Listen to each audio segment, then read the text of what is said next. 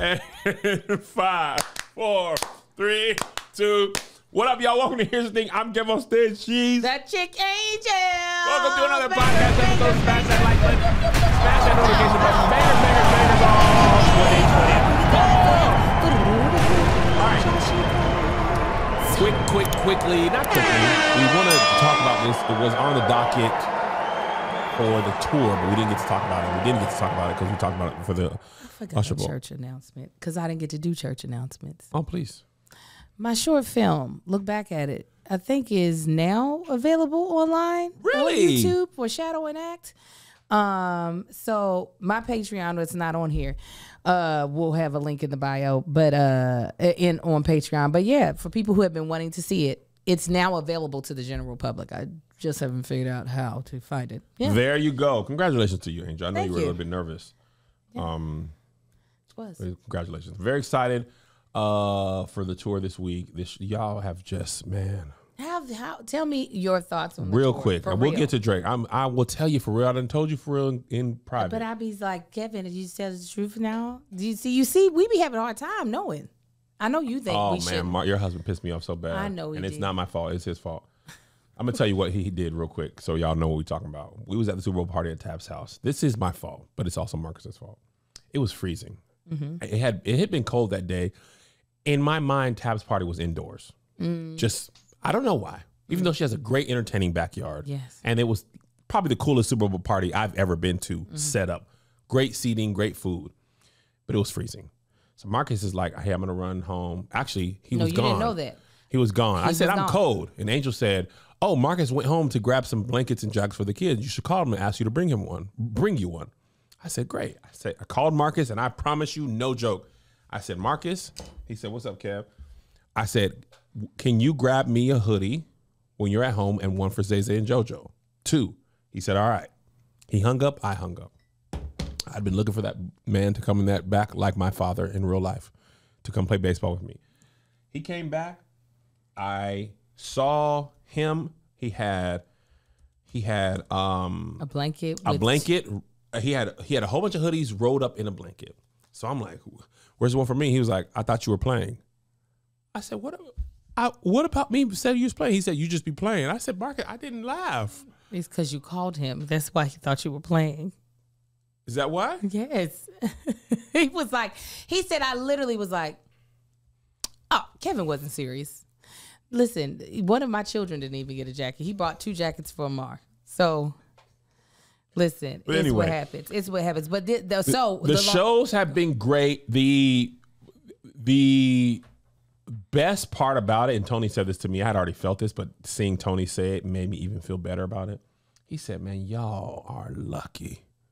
Y'all don't have to burn no material. He said, you guys just get up. He said, you just get to get up there and have fun. And he's like, you get to tell jokes, but you're not worried about preparing material. You don't have to worry about practicing material. You don't have to worry about burning or wasting material. And the best part, he didn't say this, is just my own vision.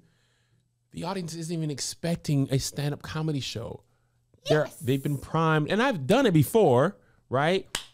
But I didn't have this many positive experiences. I had a couple positive experiences, but I had many more negative experiences. What couple of positive experiences did you have? I don't know this. I know about your negative ones. Yeah, like the shows that were good sold, like we did a show in Philly, was great. Okay, so y'all had some good Yes, shows. but Okay, I got what it. happened was, and this probably is my biggest mistake about that tour, we did a lot of B and C markets, not hardly any A markets. And everything's harder in a market that's not lively. Yeah. Right? So anyway, our audiences have been, I mean, I don't do drugs, hard drugs. I've never done like a bump of cocaine. But what I've seen in the like movies when they're like, and it's like the immediate high, that's what this show is like. It's like, and afterwards I'm done, and I don't have to be like, okay, that joke didn't work. The last week, this tour, we did Monique and the Club Shay Shay thing. That didn't lend itself to hardly any comedy. The previous week, we had all kinds of jokes. And in my mind, as a stand-up comedian, I just feel like I need to make people laugh, even though this is not. And people was like, you can tell when somebody's listening, even when you're telling a joke and the joke has like a long setup, you can tell when somebody's listening, waiting for the punchline, or when somebody's disengaged. When we was talking about Monique, they was like, yeah, they wasn't talking. They was just like, yeah. Or when we introduced some new information, like, because everybody didn't have time to watch all 3 hours. You and I did for work. The brother thing, when they didn't know, they were like, oh, yeah. People. So I'm like, oh, this is great. Yeah. So for me, like, my life is getting busier and busier, and I'm really taking inventory of how many things I'm doing and how often I'm doing and adjusting and readjusting things. But what is great about this is not having to prepare and do all the work ahead of time to have a great show. And because I'm a comedian, but I'm also a musician and a church kid, I get to do, which my stand-up kind of reflects this, but not as much. Not to this extent. Because I have to do joke. But this show, I just get to free flow. It's just like, you've created a big playground on stage. Smacking salmon and drinking a beer. And then as a partner, right? This is another true benefit. I can go for 40 and Angel can go for 40. I could go for 20 and Angel can go for 40. I can go for 40 and Angel go for 20. I don't have to carry it all. When you're doing stand-up, it is you and that audience. Yeah.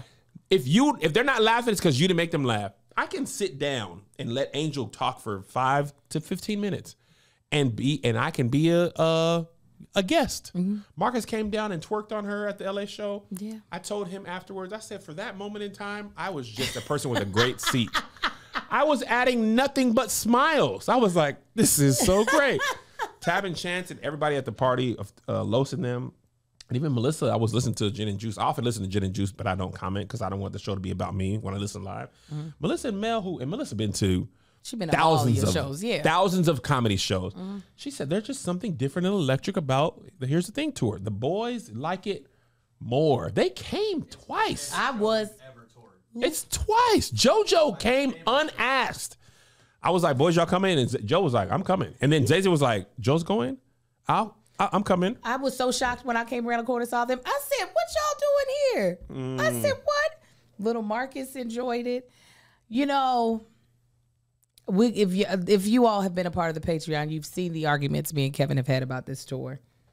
Arguments that needed to have happened because Kevin had to really figure out if he wanted to do this. And now, obviously, just like Kevin, we both be thinking we right about the thing that we feel. I am right. Sure.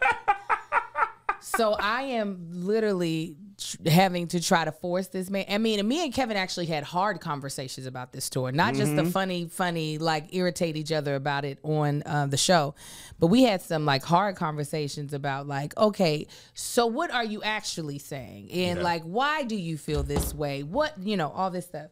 And somebody said, apologize to Angel Kev. Angel, I am sorry that I wasn't right earlier but I am right when I am right. Thank you for allow me to be in my rightness. No, I'm telling you, like me and Kevin have had like for real friendship. Because one, I don't mind a good hard conversation. Listen, I'll dive in head first. Be like, oh, this is gonna be difficult. Let's go. And I told you, and I didn't share this publicly, but I told you what my real that's why. Yeah. No. This is why. This is why I fully like. It took him having to explain, and even when he agreed, you remember when you agreed, because he kind of agreed flippantly. I was like, okay, what is going on, right? We had a whole nother conversation then. But me getting the chance to stop and listen to understand his reluctancy, but then for me, it had to be like, well, bitch, you better be right. That is where I was. I was like, I know you luckily, see I'm it. not like that. I am like that, though. Yeah, but I wasn't like, if this doesn't work, this is Angel's fault. Like, the one thing about me is if I am in, sometimes this is to my detriment. If I am in, I am in. If I'm out, I am out. And I can be in and then be out. Yeah. And I can be out and then be in. Yeah. But once I'm in, it has my full attention. Yeah. Now, if I gave it everything and it didn't work, I would have never been like, I told you so. I would have been like, well, because I never thought it wouldn't sell. I just didn't know how it would work. Right. No. But, and I understood once you explained that to me.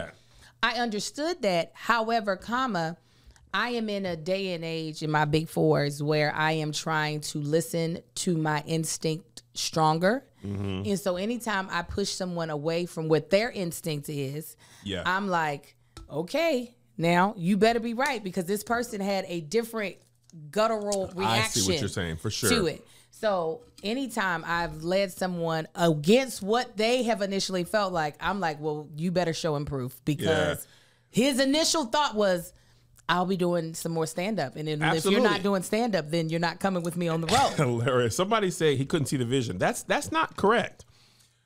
I don't want to get into detail. I had done it before. And in every facet of a show, it did not work. Monetarily. He had done this version. I had done a podcast live show. And as a business person, as a performer, it was not a good experience.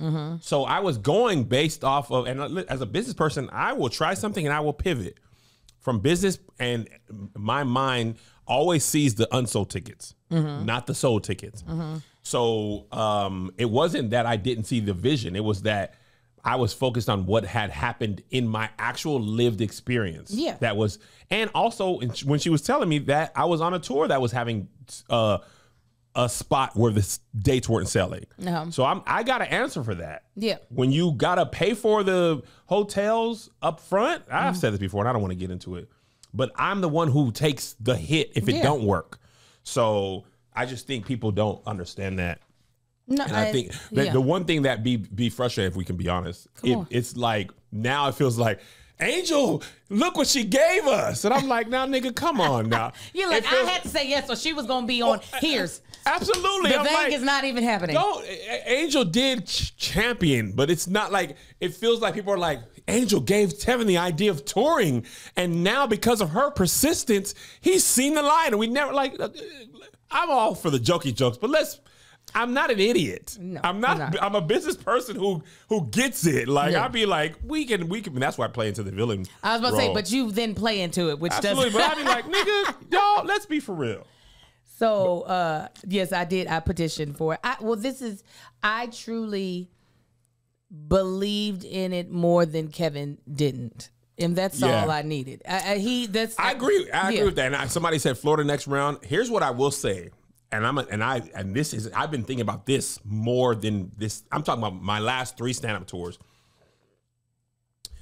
I am sorry to you from my heart. If you don't live in the South, in the Midwest, or on the East Coast, or in Los Angeles, there you go. I promise you, I can probably tour for the next 3 years in LA or San Diego. San Diego's been great. Oakland, Sacramento, San Jose, that area, and do no shows in Oregon, Washington, Idaho, Arizona. Phoenix has been solid, but I'm like, you're wasting your time. One thing about those Northwest cities that's not this, and it's not just the people, it's also the region. If you go do a show in Dallas, Houston, or Austin, there's so many feeder cities and suburbs that are closer. If you don't do New Orleans, people are like, you ain't doing New Orleans. I'll make the 3 over to Houston.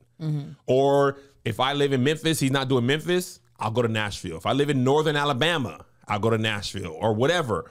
If you don't live near Tacoma, not only are you not driving there, it's not a I'll fly there city. It's not. Houston, LA, New York will get people from Grenada, the Bahamas.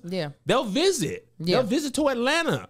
I will go to Dallas, Houston, Austin. I'll go to Richmond, Virginia Beach, Orlando, Tampa, Jacksonville before I go to Tacoma, Oklahoma. I'll go to Dallas, Houston, Texas. I won't go to San Antonio because I just never sold there, and other comedians have a hard time.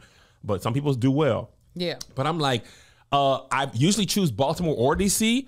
That market is big enough for both. It really is. I now be like, you killing yourself trying to make sure regionally you're there. Everybody is. And if you follow Beyonce and them, they be like, if you section the United States from LA this way, that corner of the 3rd, they're like, no. They're like, no. Why are we doing this to ourselves? I'd rather go to Jackson, Mississippi and give them a chance right now before I go like to Portland or Seattle. I probably won't do Jackson.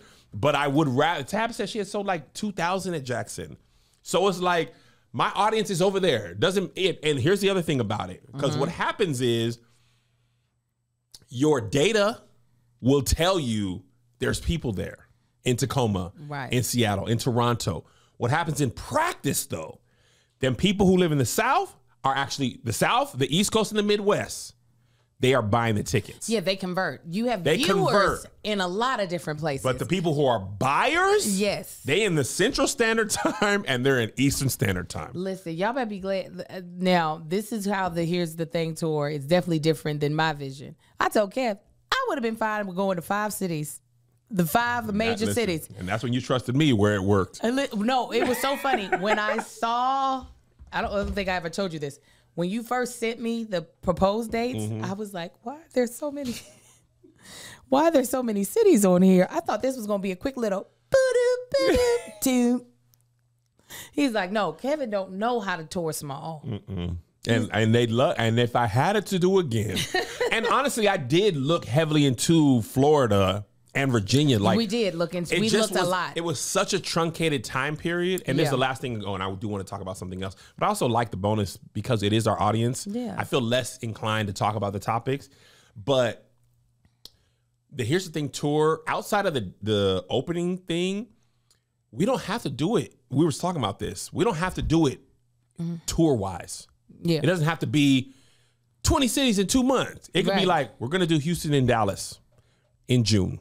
Yeah. And then in August, we're going to go to Florida for 1 day and we're going to come home.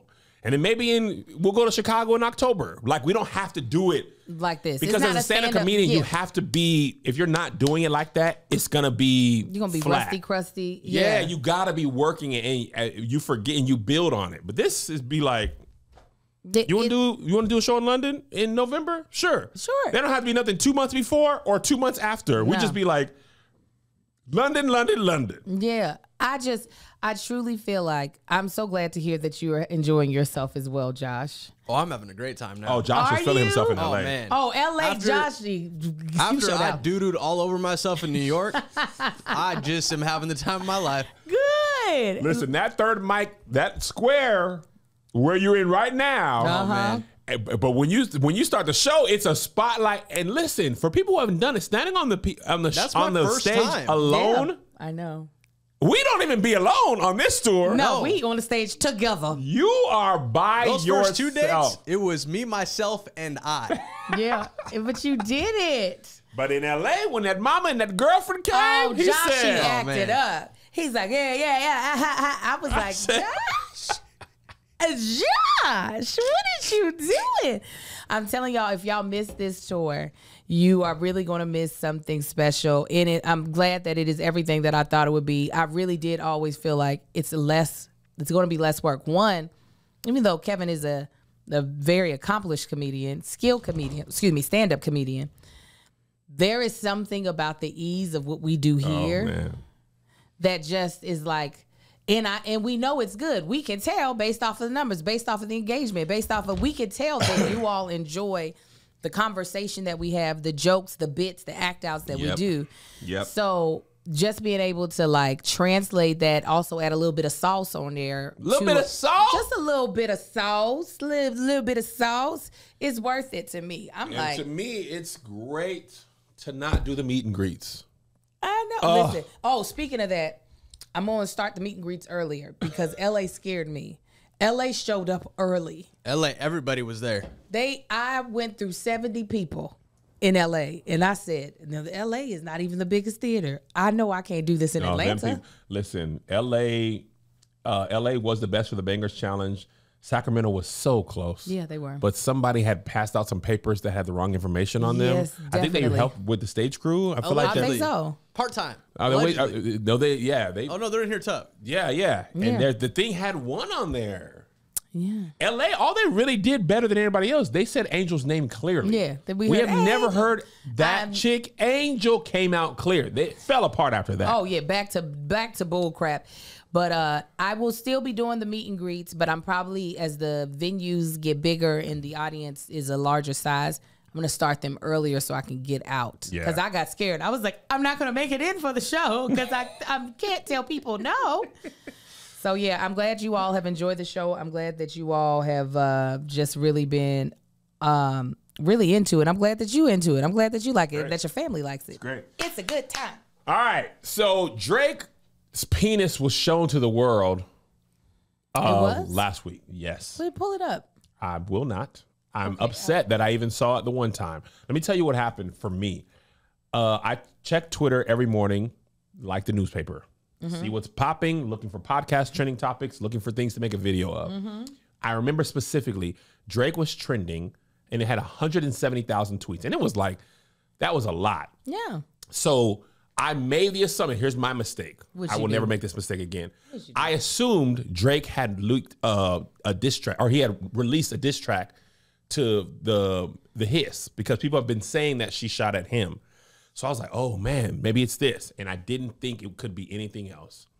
And the trending thing just said Drake 170K. And I said, oh my God, I got to hear the song.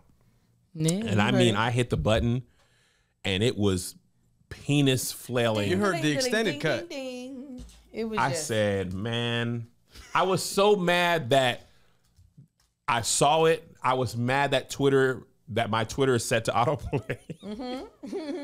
I was so pissed because I was like, had I known that's what was trending, I would have avoided the trending topic. I still might have seen it because people just post it, but I wouldn't have searched for it.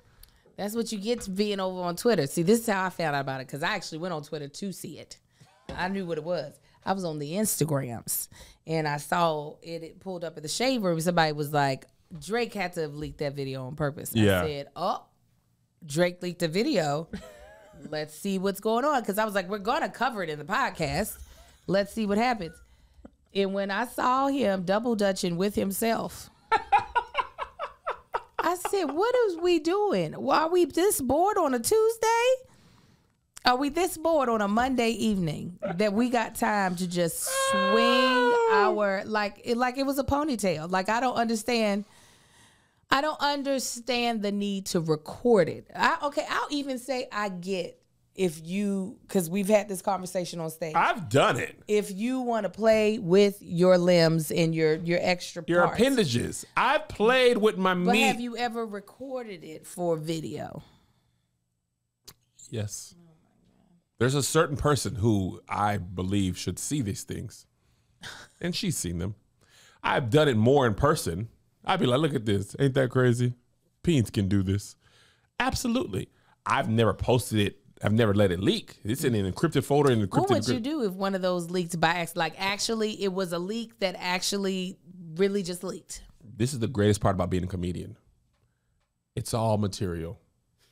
Is that where you initially go to Absolutely. first? You don't even go to Mortified first? If I got caught on soft, it would be the best material. And I will be telling y'all, if you listen to my jokes, I've been telling y'all this for a long time. It's like a shrinkage episode in Seinfeld. I've been telling y'all this for a long time. If it was on soft, there's nothing, you can't, I'm hard to, the initial like, oh my God happens, my first response video would be gold. I might gain 500,000 followers on each platform. Because what you gonna say? I don't know. Depends on what happens. It's gonna be a press release. What? It's gonna be a post game. I would have a rollout. I would have the best comedic rollout response. But you didn't have a rollout. I know. No, that's what I'm saying. I know. I got the joke. I got the joke. I believe it's somewhere around 80% of women don't even have orgasm with straight peen on vagine anyway. Like, so, listen. You couldn't embarrass me there. Most people have seen most of my body, they just ain't seen that helmet. But so I would be embarrassed, but it would be great. It would probably be 30 minutes of my next stand-up hour. Just talking about it. What? You saw my meat, huh? What? The gift that keeps on giving. But I immediately thought, I said, he leaked this on purpose. For what reason? I don't know. Because there's no way. To take attention from Meg. But do you think so? Yes, I think he's that I don't think he caught near the flack that. She said he had a BBL. Oh, but that doesn't. What he did. Well, the funny thing about this, Dr. Miami, who might be the messiest plastic surgeon. Oh yeah, ever. He loves Twitter. And I'm like, here's my thing, and I'm a funny person. I don't want a funny doctor. You making jokes? He did a BBL on Duolingo, Bird.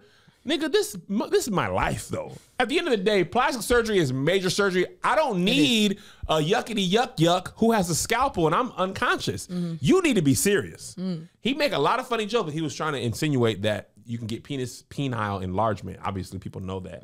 But he said it right after Drake's thing. And I just was like, don't you got to scrub?